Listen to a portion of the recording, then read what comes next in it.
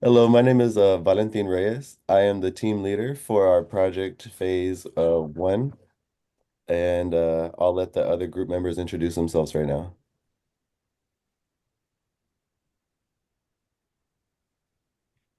My name is Jason Freeman, and I am the team coordinator.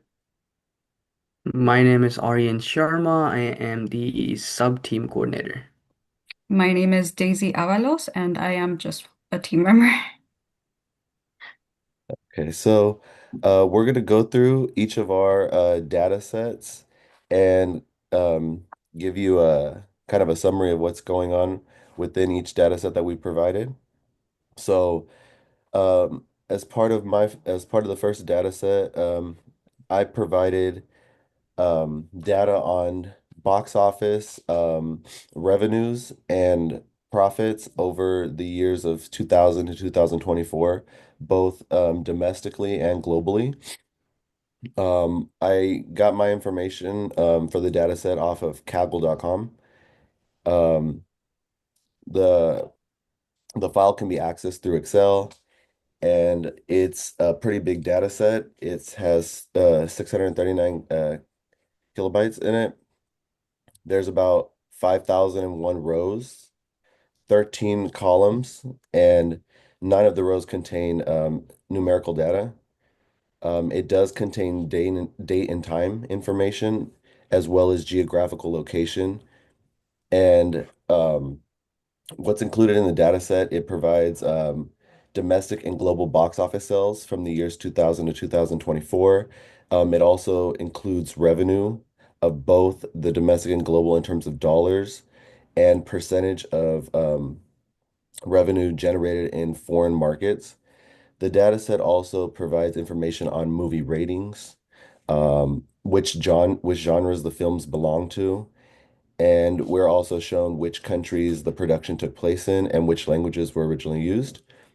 So, the questions that I had posed based on the data set were what percentage of films produced during the years 2000 2024 earned over $1 billion at the global box office? Number two, which year had the most releases based on the data? Number three, of the movies, which genre was the most successful of the domestic box office in terms of revenue? Number four, which 10 movies had the highest average audience ratings? And number five, what percentage of revenue was lost from films released globally in 2019 to 2020? Um, yeah, so Daisy will present data set two. Okay, so the data set that I'll be presenting is on nutrition, physical activity, and obesity. It's part of the Behavioral Risk Factor Surveillance System, or BRFSS. This data set is a publicly available data set through CDC, and I provided the direct link to the on the sheet.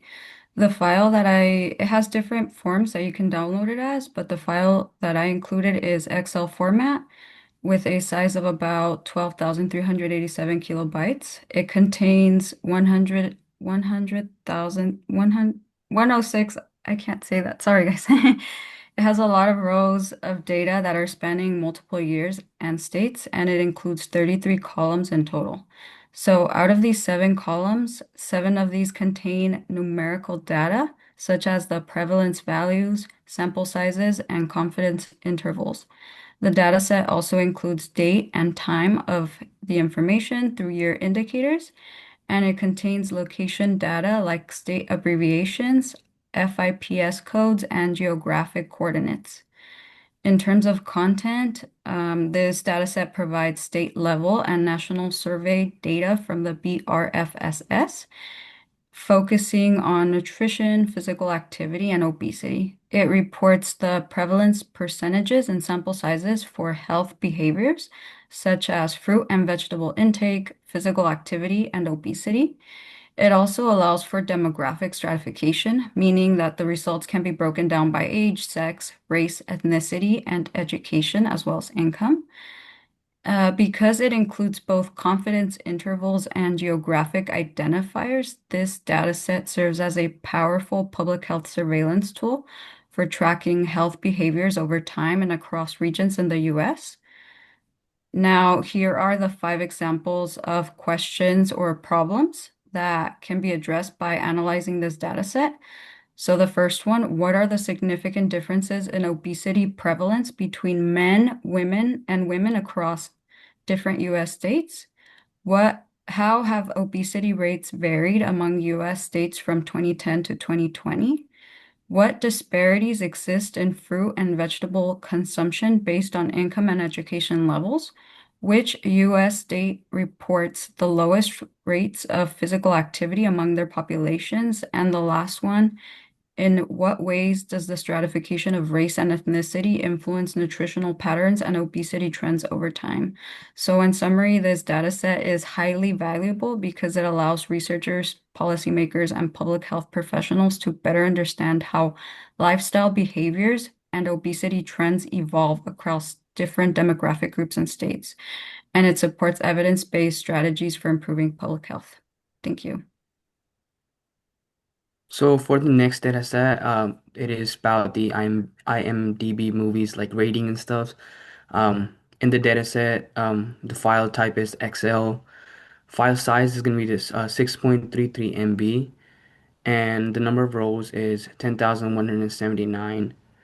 Um, Also, the number of columns are 12, out of which 4 columns are numerical data, which includes like date, score of the movie, will be budget and revenue. And it does contain date and time.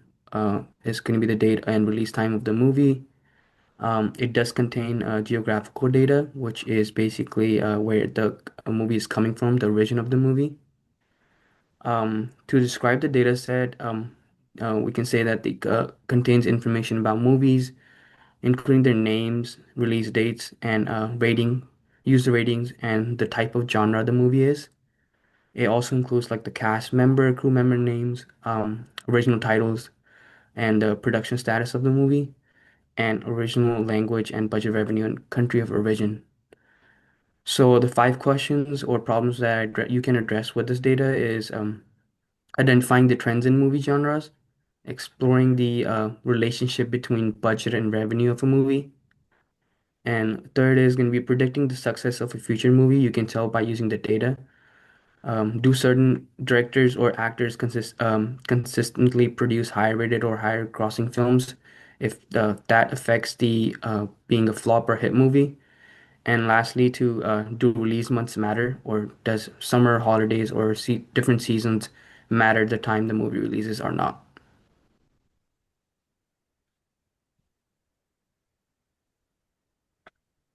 Good morning. So for my data set, I chose National Inventory of Dams. I went to nid.gov for my data set. It is an Excel type format, and the file size is 30.5 megabytes.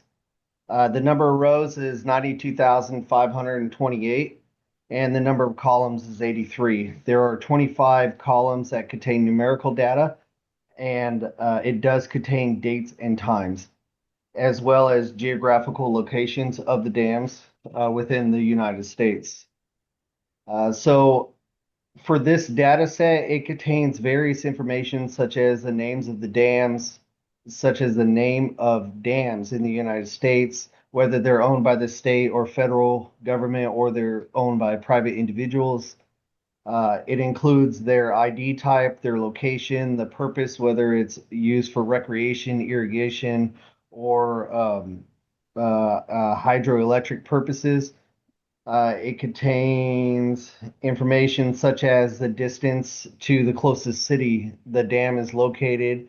It contains what type of dam it is, what it was made from, whether it's earth and gravity dam or concrete dam, and other various information such as years completed.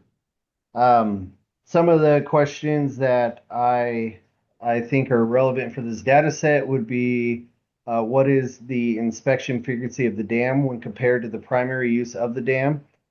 Is there a correlation between the height of the dam and its proximity to a city? And what risk does that pose to the public. Uh, does the inspection frequency change with the primary purpose of the dam, the height of the dam, and or the owner of the dam? Is there a relationship between the year the dam was created and the frequency of the inspection? And how many dams have no condition assessments or emergency action plans associated with them? I find this data set to be relevant because it deals with public safety, and we could better improve public safety, especially with the question number 5, as far as identifying which dams currently do not have an EAP or an emergency action plan associated with it. And that concludes my portion. Thank you.